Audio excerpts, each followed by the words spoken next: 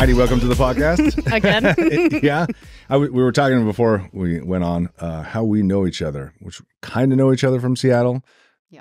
So we just clarified that we, at least where we have like mutual connections, was Energy Fitness off of Lake Union. Yep. And I started going there because I got referred to Matt from a girlfriend who was a client of his.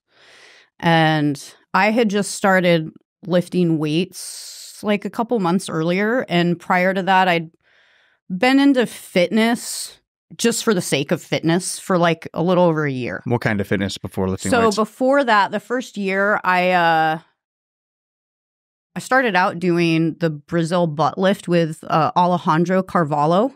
Okay. Yeah, I got like the video set, man. And I was like, I'm just going to start with this. I just need to get into some kind of routine. So I just like followed the shit and I did that for a while.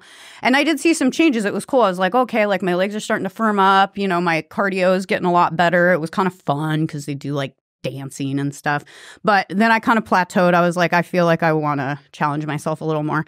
So then a friend burned me a bunch of Shaun T's Insanity. Oh, yeah.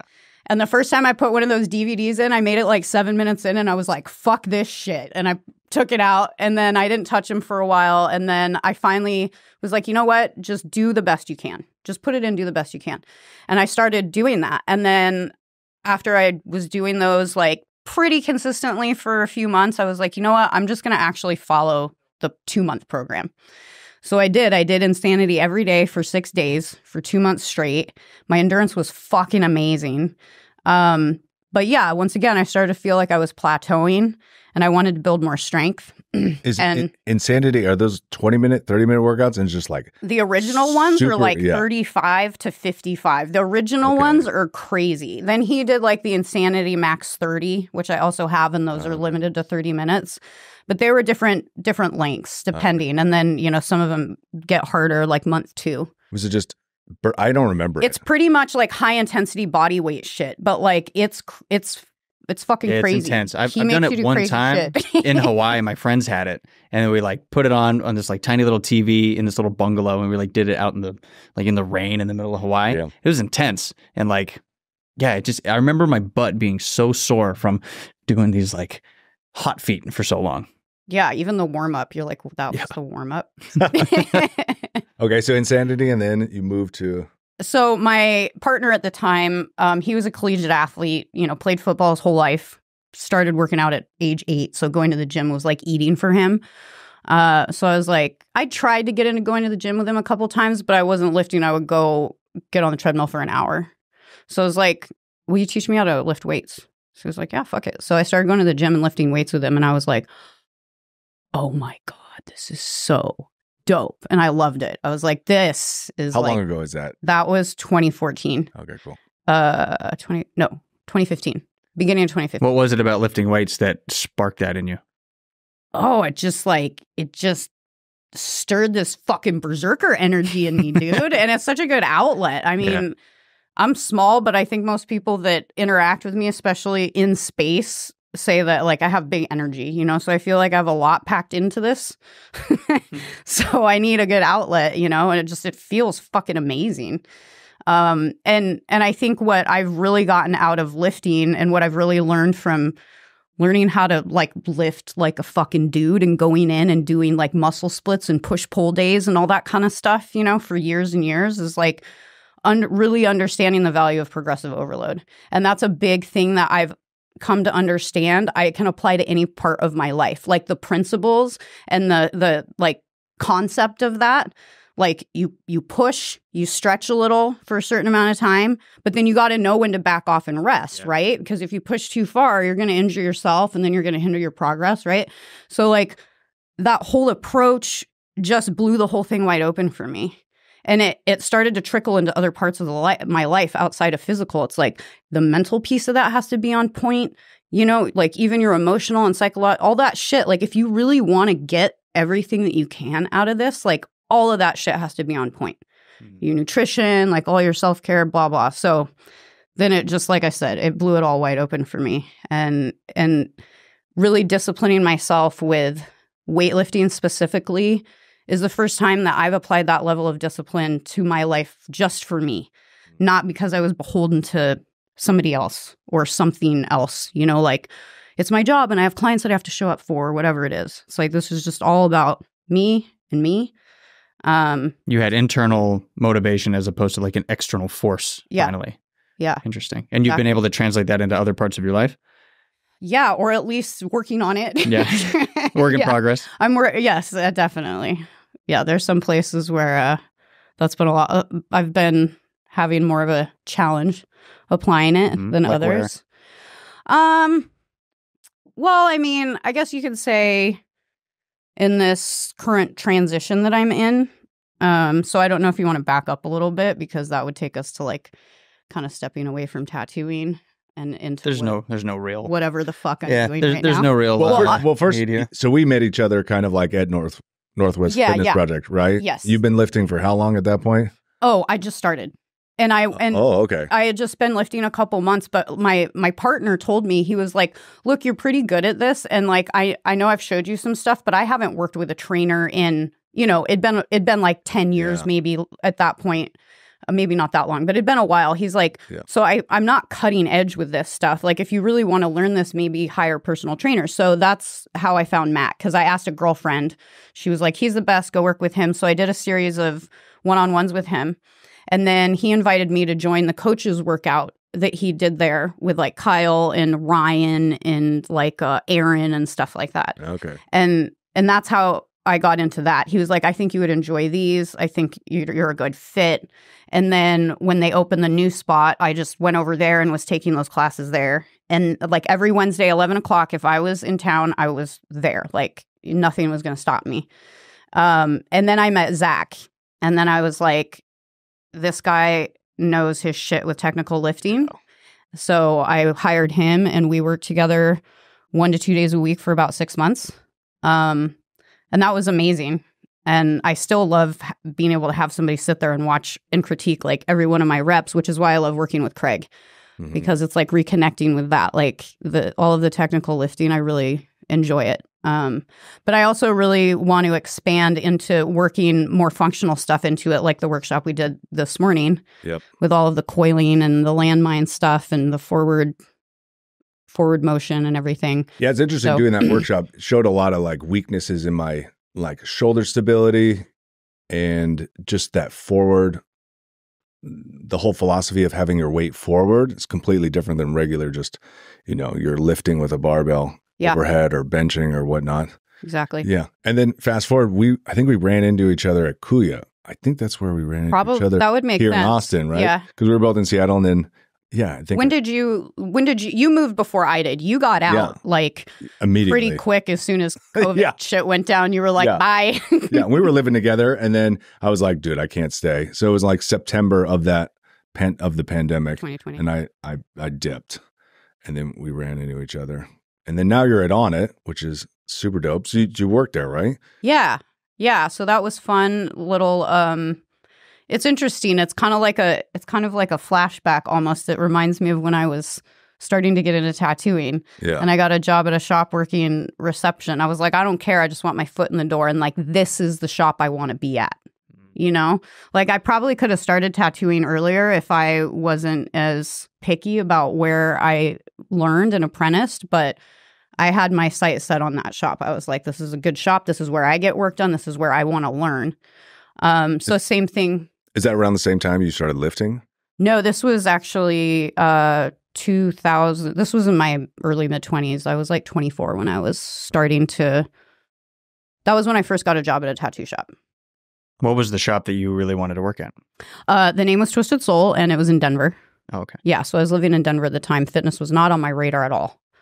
But fitness and tattooing did kind of impact each other because even though, you know, you come, I say grow up, like you grow up in tattooing, especially when you're young, and you're very impressionable and you're very easy to influence, and you just kind of blindly swallow what people tell you because you don't know any better, you know?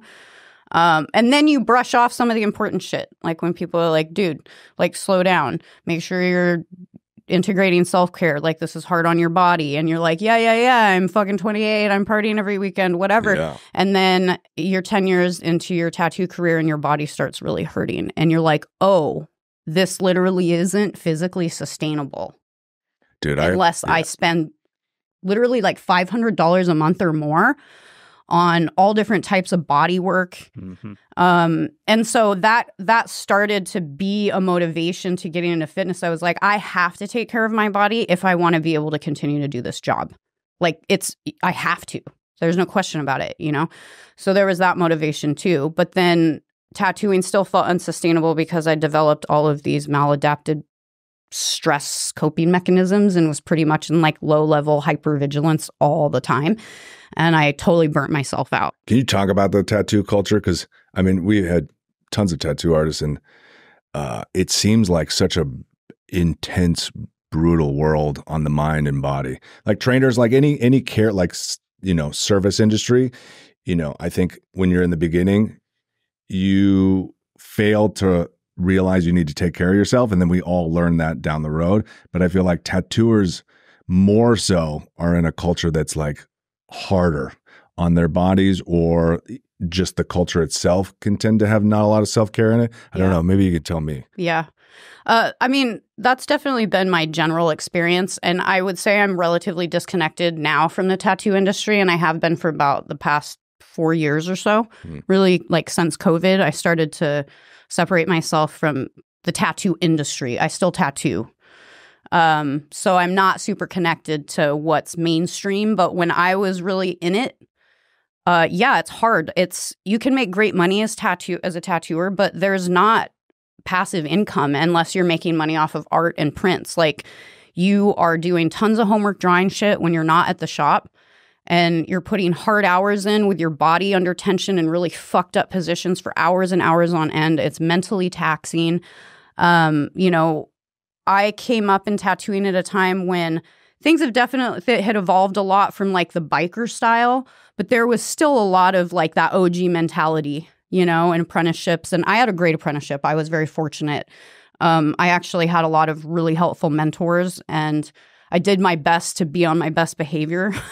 So I feel like, you know, I knew better. I saw other people that like, they got it because they had attitude and shit, you know? So it's like, just, you know, but there are definitely apprenticeships where I would say it's crossing the line into abuse. Is completely unnecessary. I think that there is value to some components of breaking down somebody's ego if it's done right. Because there are a lot of big fucking egos in tattooing, like fitness. There's so many parallels between both of the industries. No, I agree. Yeah. Yeah. So I think there's a lot of value in that. And I had a great apprenticeship. But yeah, I mean, it's long hours. Like tattooing is really best suited for somebody who has a Bukowski mentality about life. Like, I want to find the thing. I want to be a martyr to like my purpose. I want to find the thing that I love and let it kill me. Like that is, you're fucking built for tattooing if that's your shit. Like an artist. Yeah, and it's just going to kill me, but I won't stop, and I'm going to slave after it. I'm going to stay up all night, and I'm going to sacrifice my health, you know?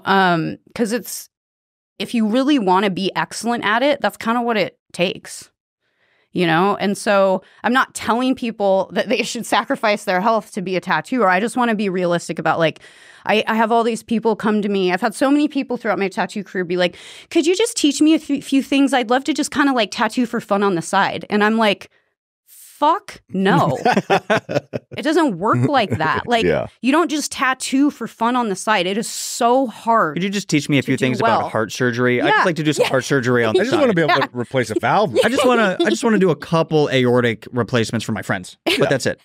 And I get it. It's not quite that, you know, heavy of an implication. It's like they'll even say, I don't really care if it's good or not. And I'm like, that's your business.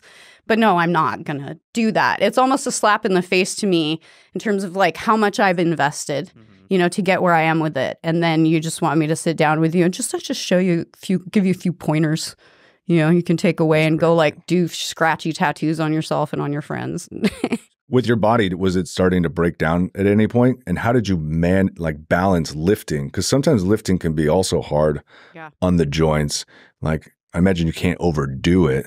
Like, where did you find a balance with your self-care? Like, what was your self-care routine? So, yeah, I did. Actually, lifting helped me greatly, because especially strengthening your back, I think, as a tattooer, or anybody where you're like this, you know, that's what you need. Your back needs strengthening, your friggin' fucking hips and shit, right? So actually, when I started deadlifting regularly, my lower back pain from work was gone. Awesome. I feel like, you know, some of that forward shoulder roll, you know, that kind of helped my posture.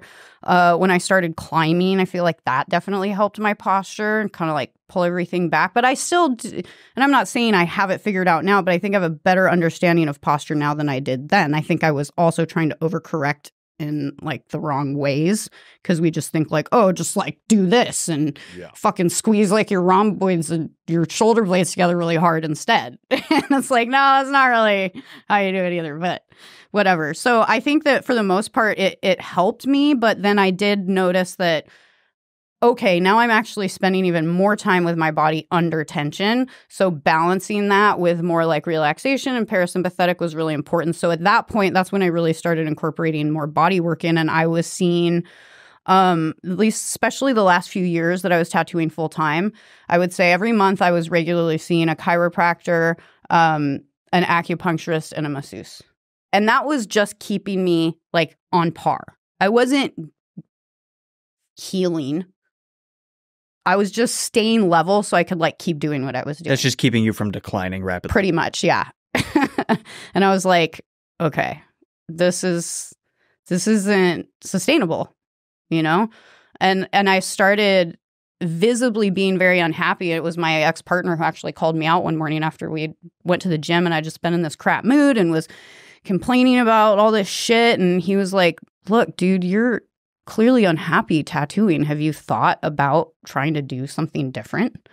You know? And it's got to be hard to have that thought because you've dedicated so much of your life and soul to something that I imagine that thought probably never even entered your mind. I mean, I think part of me knew it, you know, and I had taken 6 months off. I took a 6-month sabbatical in 2016 because I knew that like I just needed a break. It wasn't like I thought, oh, I'm going to take a break and then decide to do something different. It was like, I'm going to take a break and come back, but like I need a break. And I went and lived on a tropical island in the Caribbean and I went scuba diving every day for like 5 months and didn't work. It was awesome. And then I thought I could just like go back to my life, but it doesn't work like that. I was very, very, very happy in that situation. The only problem was that I'd saved all this money so that I could fuck off and not have to work. And obviously I spent that because that was the intention. But it was like, this is great, but like I'm not in a position to sustain that. So back to work. But it changes you, you know? And then I tried to go back to the same grind and like I couldn't. Can't unknow what you know. Yeah. So I think that part of me knew, but I was kind of in this space of denial because I didn't want to dig into like what it was going to take to shift gears, you know. But that day, like it really shifted everything for me. And I was like, yeah, you're right. You know, he was like, you're super into fitness. Like, have you ever thought about being a trainer or something like that? And that was January of 2019, I think. And that's when I kind of started taking steps. Like I slowly started scaling back how many hours I was tattooing. I started precision nutrition coaching certification. So that was like the first cert that I took. I hired a life coach because I was like, I don't know how to make a life transition at like almost 40, you know? And then, yeah, 2020 happened. And I had already at that point was like, okay, yeah, I think I'm going to start slowly transitioning from tattooing into coaching. I was thinking personal training at that point. And then like everything locked down and I couldn't tattoo. So I was like, well, I guess I'm putting all of my energy into building this coaching shit. And so I spent a lot of time on that during lockdown, that 3 months that we couldn't really do anything. That's and nice. Working out in my garage. Were you here in Texas at the time? No, I was in Seattle. Here in Seattle. Yeah. And working out in my garage. And luckily, my intuition knew in January to buy a Rogue rack. So I did. Nice. And got that shit set up just in time for everything to shut down. So I was able to like lift in my garage the whole time, which was a godsend. Like if I hadn't had that rack, man, I don't know what I would have done. We did the same thing. We filled our garage with a rack. Yeah, they shut everything down and I was immediately the next day just started training people outside. And eventually I knew it was going to get cold, or I could only do that for so long. I was driving around carrying dumbbells around in my back of my car. I'd get to a park, I'd unload them, I'd train people, and like, but I was only working like, I basically grouped everybody up. So it's like 1 or 2 hours. And then eventually our house, we had this little garage, and it was like, maybe I can clear this out. Bought some old power lifters, old steel rack that was 10 years old, but still strong. I mean, you could probably drop a bomb on it and it still last. And then there's a guy I found, he had like 2 lifting platforms, put it together and built like a little gym back there. And it was a godsend because, you couldn't do anything at all. No. And it was kind of cool to see how creative some people got. Like I had a friend that made his own kettlebells with cement and shit like that, you know? You got to see if people were resilient or not. Definitely. Yeah. And I feel like I was for the most part, but it definitely, I suffered a setback. I don't think anybody didn't in some regard. I feel like that was just a layer of blanket trauma for like every single person on the planet. Yeah. But, I stayed active, but I put on some weight and that was kind of bummed me out, even though I stayed active. And, but throughout that, I was just, because I couldn't really tattoo. Me and my ex were kind of on the DL, but a lot of clients weren't even down, even if you were down, Yeah, everybody was super freaked out. Everybody was really freaked out, and the atmosphere there sucked. It was really hard to be around. I imagine you felt the same way. I mean, I couldn't stand how I would talk to clients and I would ask them like, why is the pot shop still open? Uh-huh. And yet the nail salon's been shut down and the family's not allowed to work over there. And they just look at you like, why are you asking questions? Why are you questioning? Like, and that's how everybody was. They just look at you like, why are you asking questions? And I just couldn't deal with it anymore. I had to get out of there. When did you finally dip?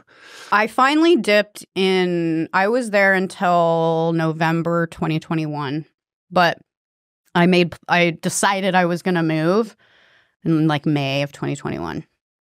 And the only thing that was really keeping me there until then was my relationship.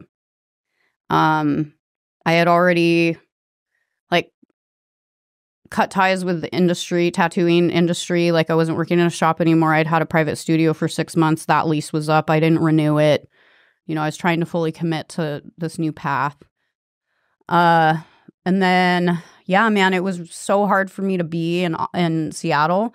And I got out, went to Florida for 2 weeks in the fall of 2020 just to like get out, And then in the spring of 2021, I came to Austin for about 2.5 months. And just on a whim or? Well, I came here specifically because I had done a couple trimesters of Fit for Service, Aubrey Marcus's like mastermind program. And I'd made some awesome connections and friends through that. And most of them were here. So it was the only other place where I felt like I had some good community support other than Denver, which I love my friends there, but I don't want to live in Denver again. More like geographically related stuff. And I was like, I'm down to live somewhere hot.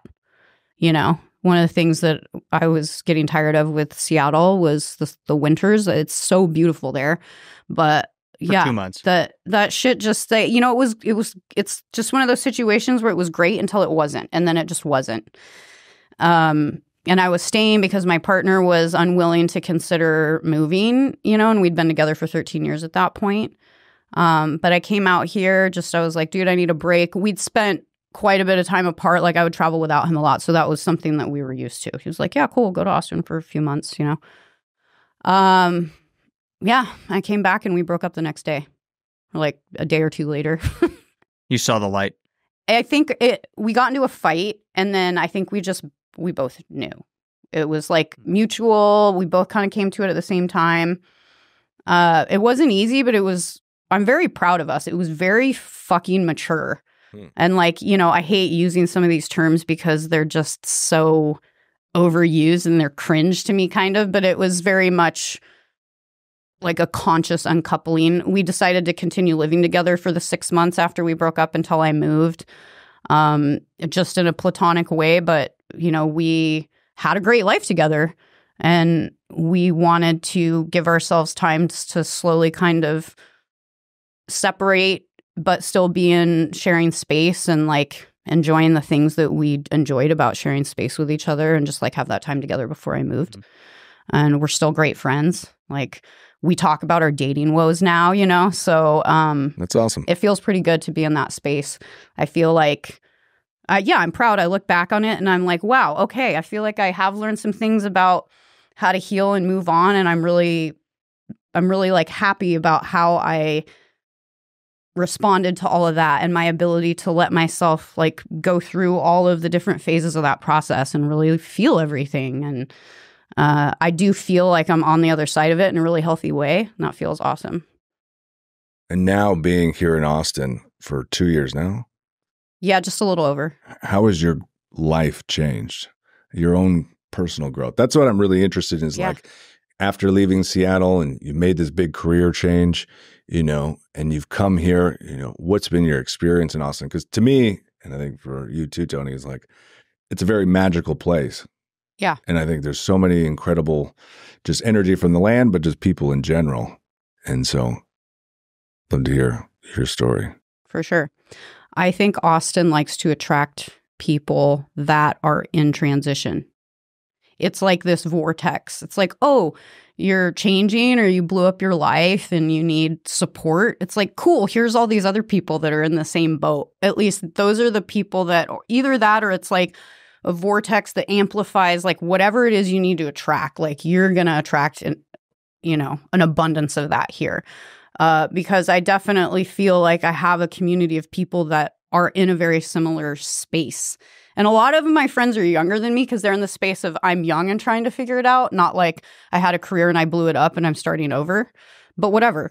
Yeah, whatever. You know? And it's kind of fun to, like, have the connection of the younger generation, because there's shit they're great at that I suck at.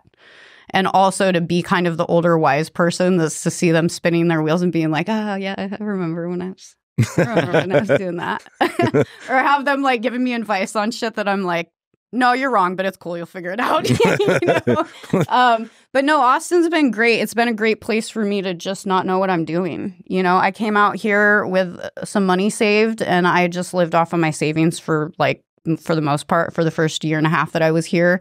That's awesome. Doing some coaching and some tattooing, you know, so having a little supplemental income from that stuff. But yeah, then it felt time to like have some level of financial security. And I'd applied it on it a couple times and would like show up there and for the coaches workout sometimes, but was honestly just also super intimidated. So I didn't go as much as I probably could have, because I would just get intimidated. Because sometimes I'd go to those classes and they'd just wreck me. And I'd be like, fuck, dude. But that's what I wanted, you know, too. So yeah, I applied 3 times before I got hired. But I finally got hired in April of last year, I guess, 2023. And that's been so awesome. Like, I seriously have so much gratitude for that place. It helped me get back to the level of just activity that I like to be at. You know, I love being in a gym all the time. And I always felt like I would. And maybe at some point that'll change. But before I worked at a gym, I always felt like, I think I would just love to just like hang out at a gym all day. And now that I work at a gym, even though I'm only work part-time, I'm there I'm there a lot. Yeah, you're there every time I go. I don't think I've been to Onnit and not seen you. I just love it there. I love being there. I love the people. I love the energy. Like, everything about it's just been super awesome. What do you think is different about Onnit compared to other gyms?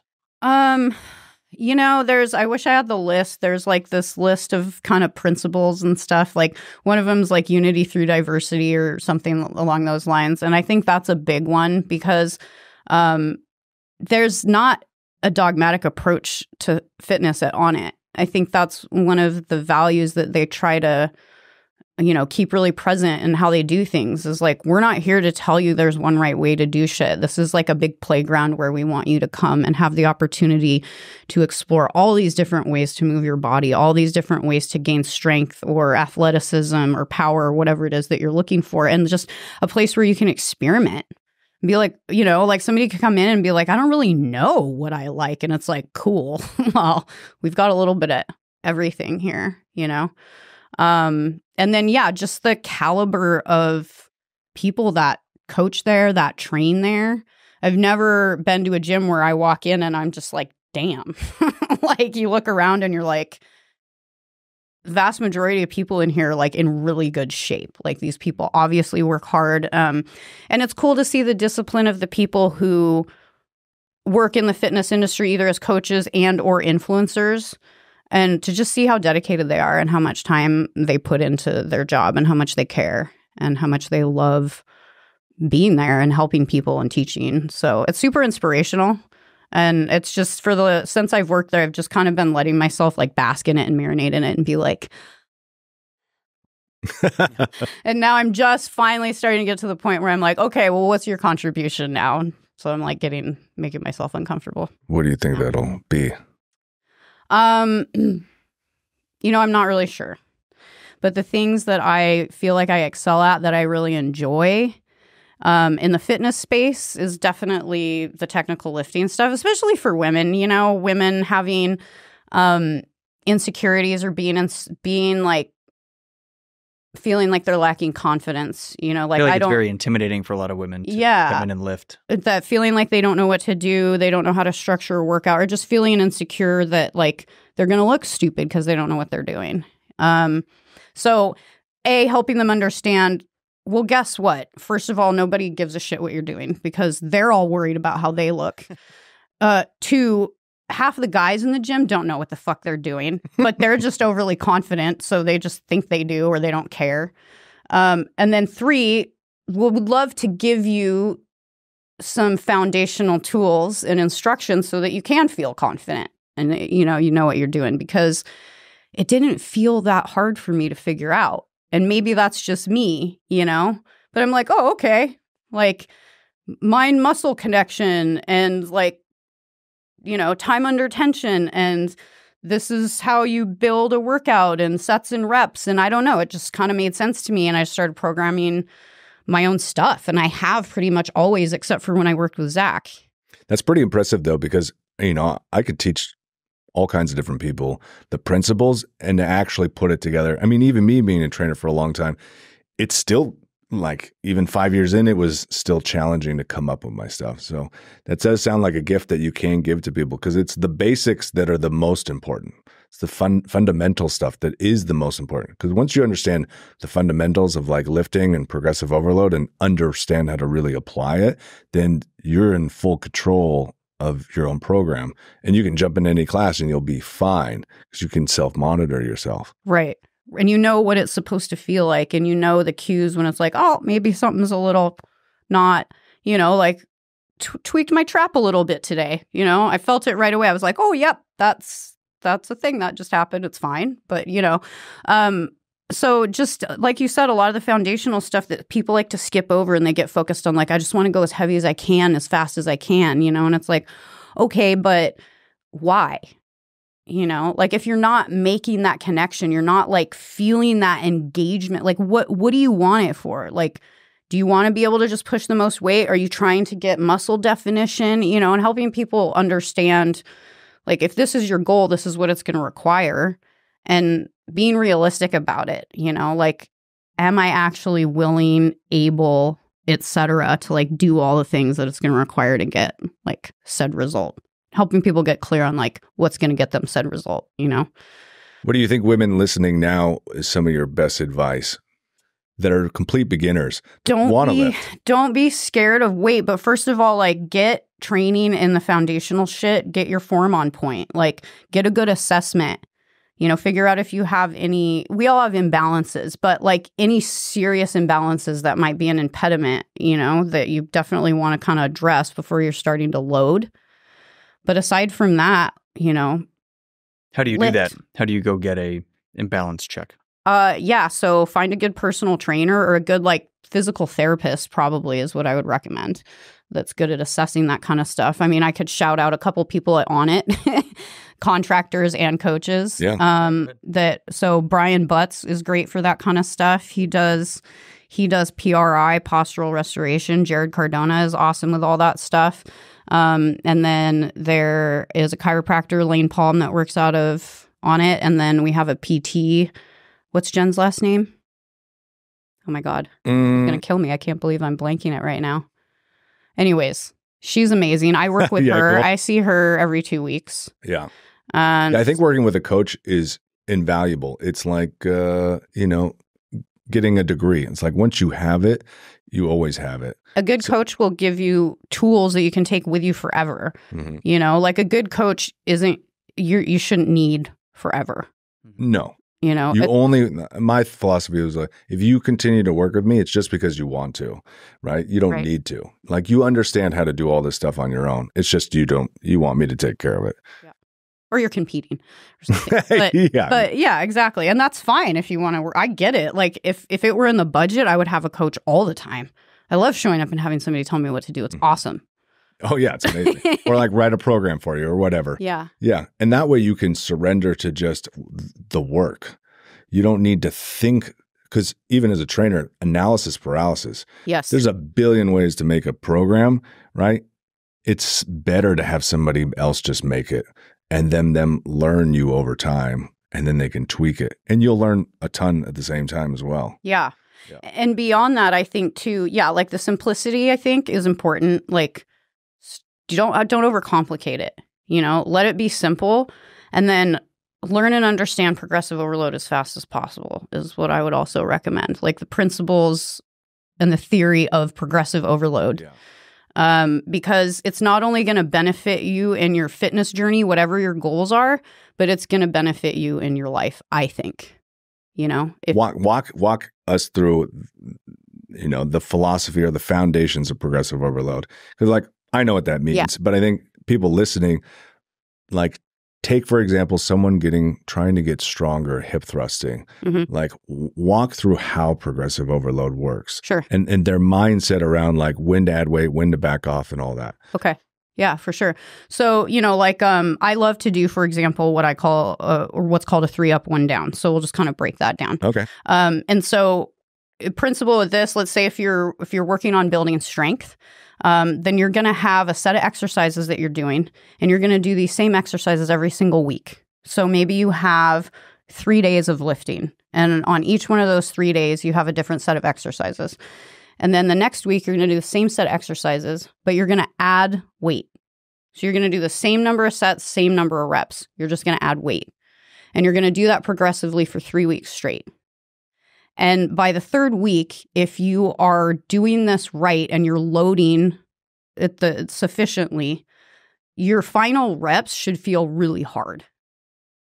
And also, we don't have to get into strength and hypertrophy rep set numbers and stuff like that. But same thing if you're trying with hypertrophy. If you want to build muscle, then you're approaching it in the same way. You can also add strength, but you're focusing more on building volume every week. So you're doing the same weight, the same exercises every week, but you're adding reps. So I might do 10 the first week, 12 the second, 14 the third. And then at some point in there, like in a 3 up, 1 down, week 4 is a deload. And so there are a lot of different ways you can do a deload. I'm not going to tell you the best way, but you're still moving your body, but you're dropping your intensity. Or if you're doing a strength or hypertrophy program, then usually what you're doing is the same exercises that you were doing, the same reps and sets as week 3, but you're dropping the weight by 60 to 50%. So you're still doing everything, but you're just doing it at a lighter weight. And you'd be surprised how hard week 4 feels. You go into it thinking this will be super easy, 50% of the weight. And you're like, that shit felt way harder than it should. And then you can repeat, and obviously that's very cookie cutter. Every week you need to go in and feel it out and be very in tune with your body. And this is why this starts to blow the whole thing up. Because if you want to be able to really get the most out of this kind of approach, your holistic being has to have your shit locked in. Yeah, the barbell or the weights will not lie to you. Yes. They will show you if you're not sleeping, if you're eating like shit, if you're overstressed. It will tell you a lot. If you're on the same weight, same sets, same reps every week, there's something wrong. You need to be progressing. You've got to be pushing yourself, and it should be hard. That's how you grow. And then one of the most important parts of that is knowing when it's time, knowing when to push and knowing when to back off and rest and give yourself time to recuperate. And that means that every once in a while you have a hiccup in your programming and you give yourself that. Now, if you're having hiccups 50% of the time, maybe you need to reevaluate the way that, you know, you're assessing your capability, or maybe you need to reevaluate your program, you know. But otherwise, it's like 80-20, 90-10 rule, I feel like, is a very great approach to anything, especially if you're trying to implement something as like a sustainable lifestyle change. It's like, don't expect to be perfect all the time. That's fine. You have to give yourself some room to trip up, you know? But yeah, it's kind of like, okay, so you fucked up, but don't do it twice. You know, don't do it 2 days in a row. Or don't let that get down to like, okay, I'm showing up for myself like 60% of the time. Yeah. You know? So you've got to listen to your body. You've got to understand the mental components that impact your physical performance.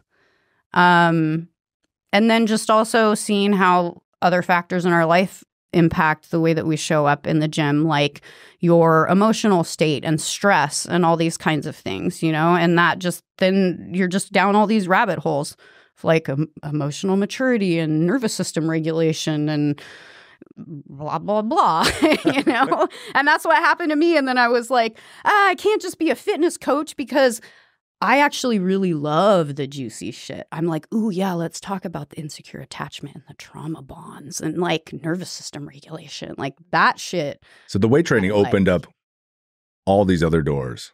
Mm-hmm. Yeah. What was one of the like most impactful doors you opened up in that realm of the non-physical, I guess you could say? So actually, I'll say weightlifting, it kind of helped to expand the opening. It was like, let's see. So 2012 was when I really started to commit to my healing journey. I'd lost my second parent, and I had dabbled in psychedelics and as like a more profound kind of like consciousness opening experience.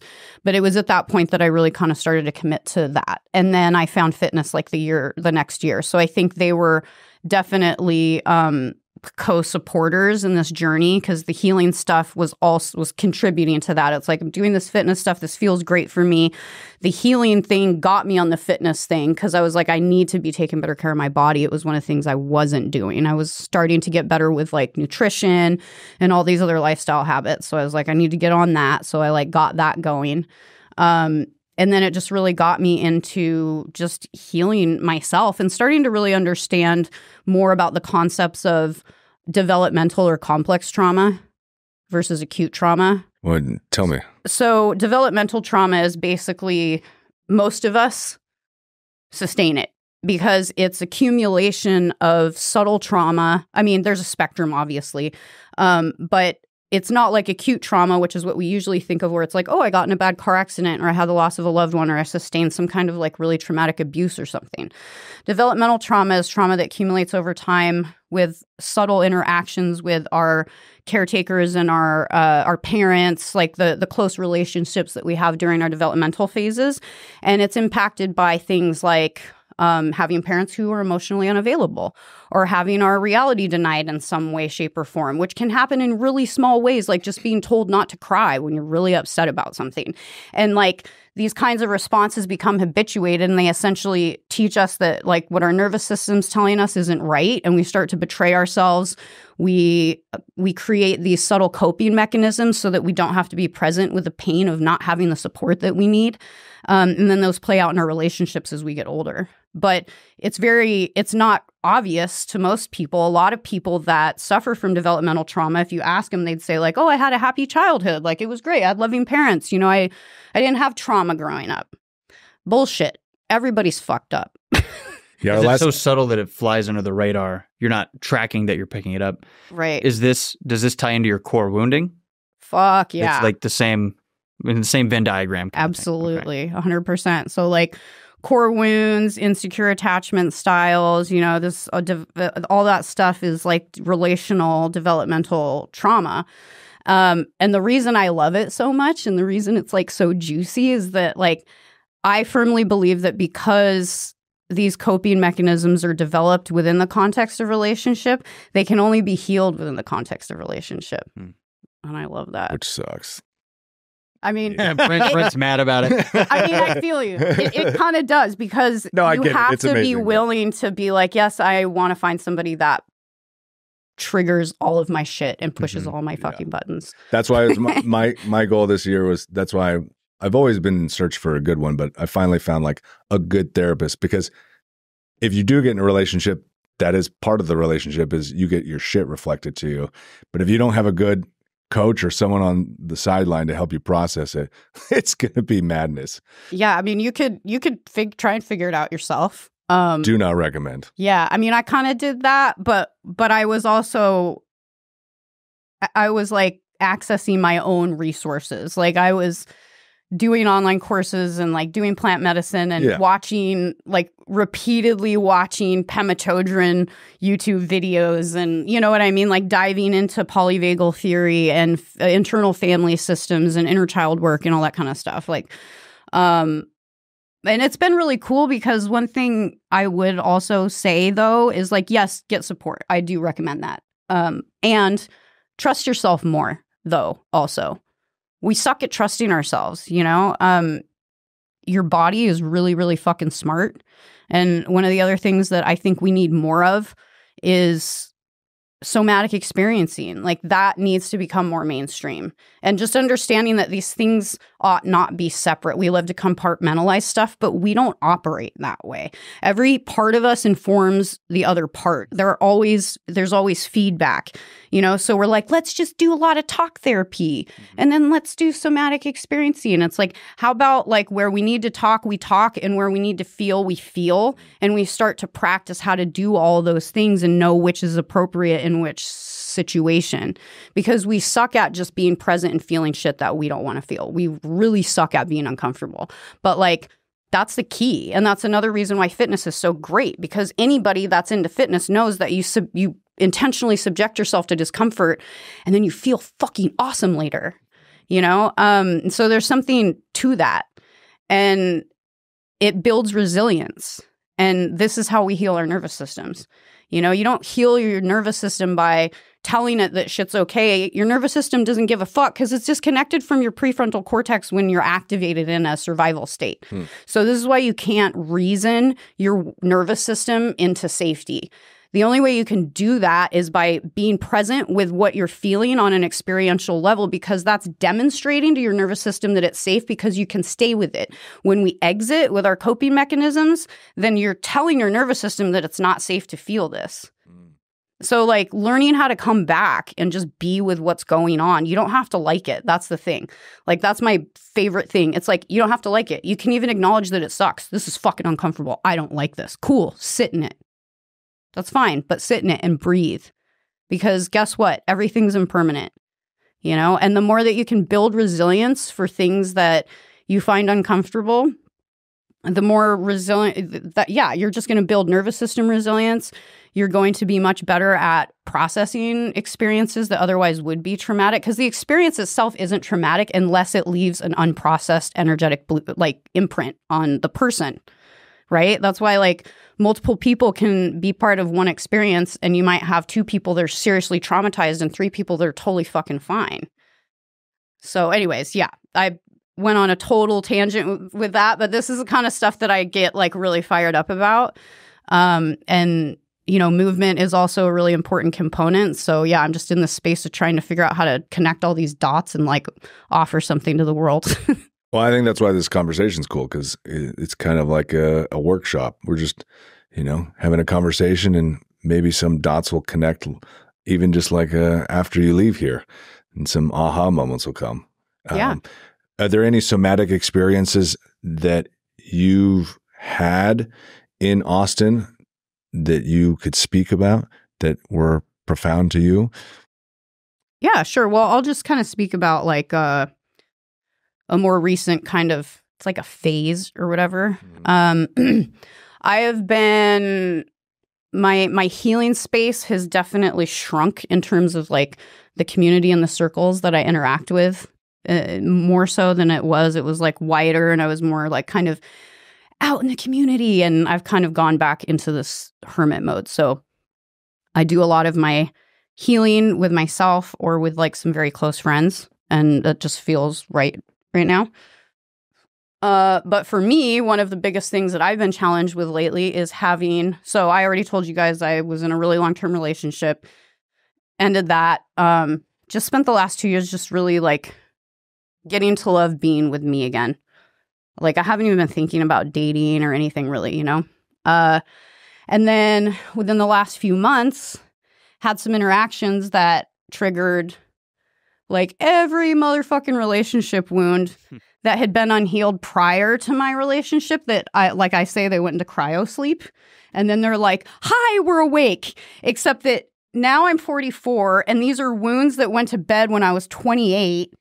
And it was like this whole process of feeling so disconnected and not recognizing that part of myself and having a lot of judgment and not only sitting with the pain that I hadn't processed, but also sitting with there were all these feelings of embarrassment. Like I saw that part of myself as pathetic. I had all these stories about how like I'm too old to be like feeling these things and having these stories about myself and other people. Like I'm too old to like have these insecurities circulating or these, the shit just challenging my sense of self-worth, like all of that, you know? And one of the things I think I've gleaned from this space of just being in the soup for the last couple of years in Austin, basically giving myself space to not know what I'm doing and let myself experiment and figure it out. Like, what do I want to do? You know? I've gotten really good at like witnessing myself. I can just keep stepping back and stepping back and stepping back and just like seeing it and seeing what's happening. And in that scene, then just like making space to feel it. And it sucked. I didn't want to. I felt like shit. I was crying every fucking day for like weeks. I was like, what the fuck? Like, this sucks, dude. And having a hard time trusting. You know, like, I'm like, I know I have shit that I haven't felt that I need to feel, but like, this feels like a lot. Like, is there really more? You know?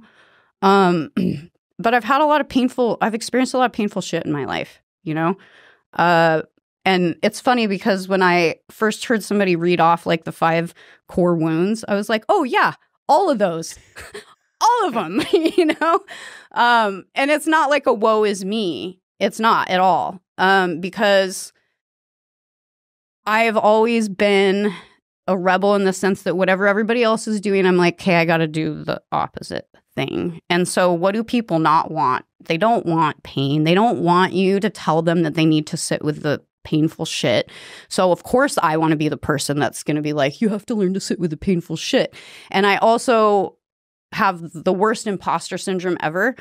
So I can't go out and tell people to do that if I haven't done it. So like, it took me some time to connect with gratitude for it, but I was able to eventually because I was like, if I can fucking sit with this shit, as awful as this feels, then how much of value am I going to be able to bring to other people if I'm encouraging them to like sit with their shit, you know? Like, that's one thing that most of my close friends and people that I've mentored reflect back to me is that they're like, when I talk to you, I feel like I know that you know what I mean and that you've been where I've been. It's really important for me to not like speak on something that I don't have any experience with. So that's been really fucking hard, but it's been a blessing because it's given me an opportunity to sit with and experience on a somatic level all this shit that like I didn't want to feel. But the thing that's really awesome about it is the more that we practice this, the more that we start to see that like the experience like isn't actually physically painful. Like if you let yourself start to kind of, this is a great task to give the mind when you're working with somatic experiencing, because we can get into this contentious relationship with the mind because we're like, oh, you're distracting me. But the mind's supposed to think, man. You can't get mad at it for doing that. It's its job. So give it a job. Be like, describe my somatic experience. Put adjectives to it. Right? So now your mind's like, what is it? Where is it? How do I describe it? It's kind of pulsing and moving. It's kind of tight and hot. It's all these things, but it doesn't actually really hurt. And what hurts is that we attached a story and an emotion to the sensation, right? So like the feeling comes up first. It's just a feeling. It's like, I don't know what, maybe it's here and it's tight and it's hot and it's like, or it's like butterflies, right? But it's just that. That's all it is. But then we assign a label to it, right? We decide if we like it or not. And then we give it a name.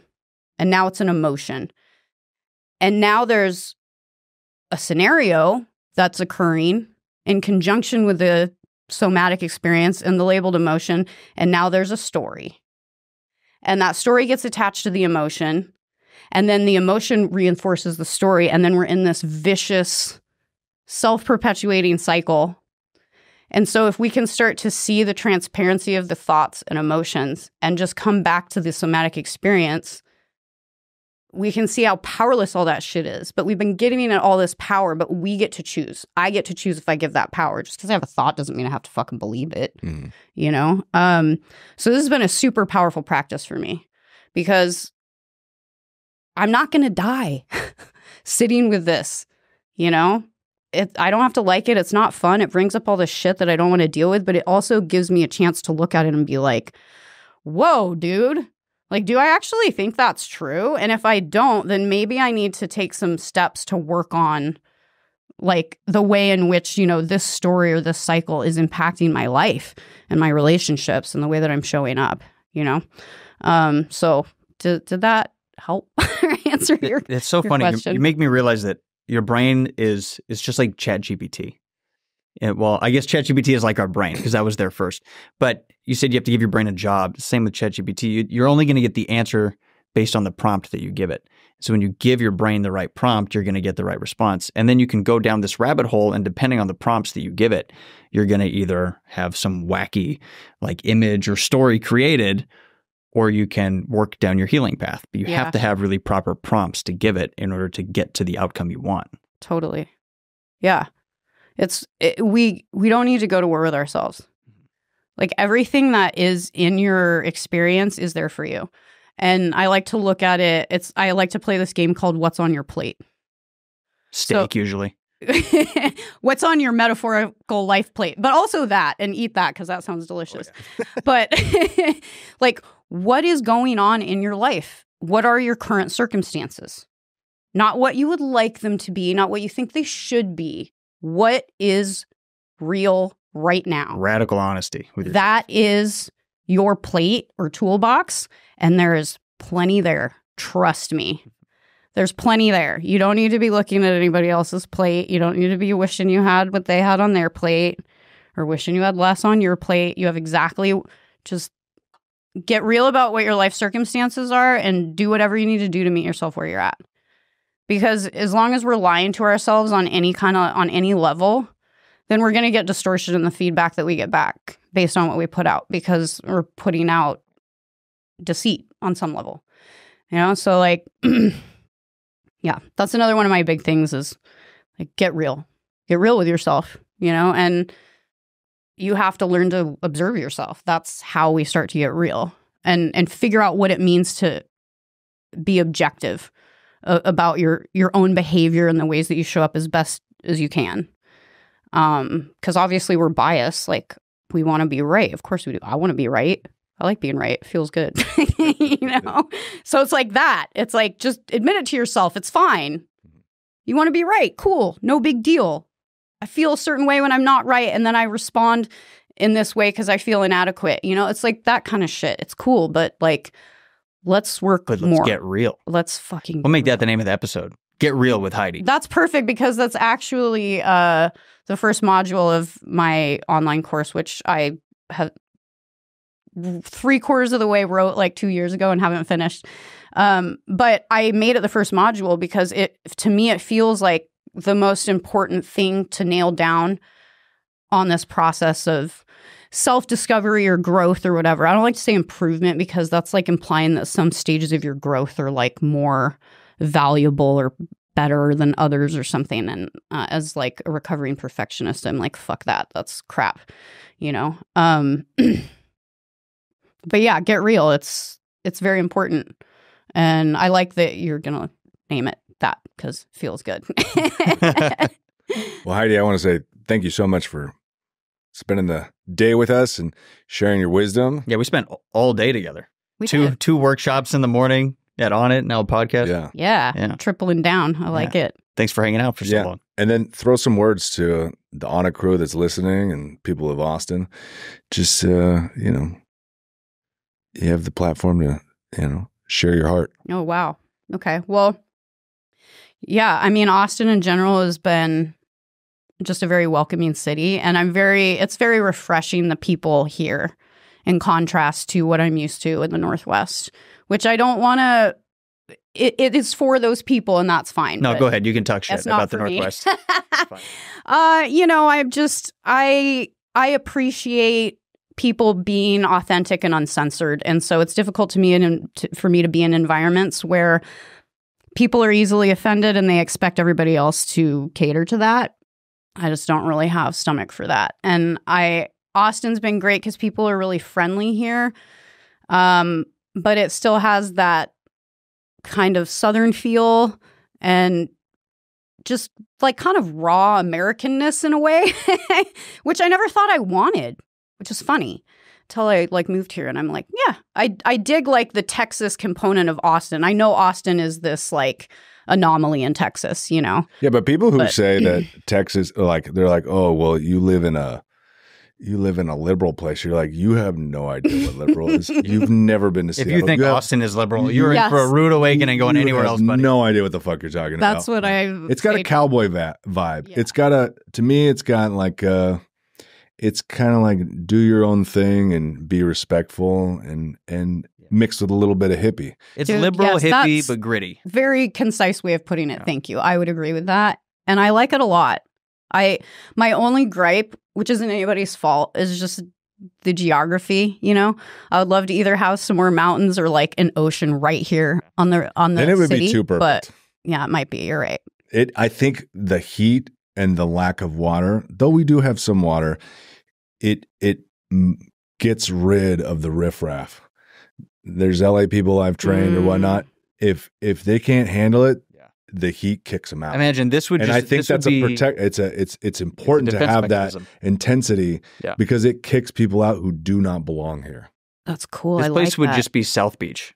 Yeah. If there was an ocean, it'd be chaos. And I do kind of in this weird kind of masochistic way love the summers when it's like 105 every day. I'm like, yeah. My friends call me and they're like, God, how do you do it? And I'm like, I fucking love it. It's so hot. Yeah. It's like a fever. It keeps all the bacteria out. Exactly. It keeps all the shit out that we don't want. It burns it all off. Once a year, we burn out all the people that don't need to stay in Austin. Yeah. 100%. Well, yeah, I mean, then the last thing I guess I would just extend tons of gratitude to Onnit, just as an entity of a gym and all the people that work there. It's hard for me to find words. It's been really, really huge for me. And I'm just super happy to be there and want to continue to work there and work with Onnit for the foreseeable future. So, I guess that's about that. And thanks so much, you guys, for having me on. Thanks for coming. And then look forward to hopefully you have that course and we can go through that. I know. It's good motivation because I feel like I do shit when I say things publicly. Mm-hmm. So weird how that holds you accountable. So, yeah. It's on your plate now. All right. Everybody's expecting it, so it's got to be done. Okay. Thanks, guys. Appreciate it. All right. Later, y'all. That's a wrap.